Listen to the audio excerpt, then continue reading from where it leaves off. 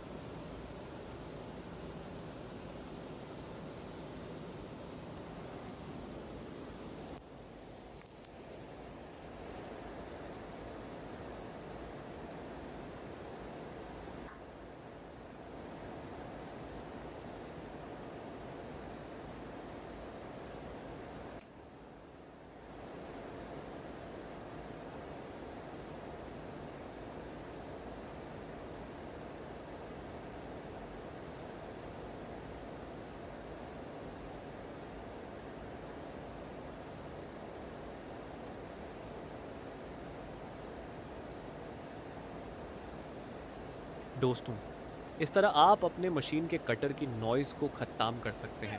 अगर आपको कोई और टेक्निकल प्रॉब्लम आ रही है तो नीचे कमेंट में ज़रूर बताएं। वीडियो पसंद आया हो तो लाइक करें और टेक्निकल G2 इंजीनियर चैनल को सब्सक्राइब करना ना भूलें। मिलते हैं अगले वीडियो में। शुक्रिया।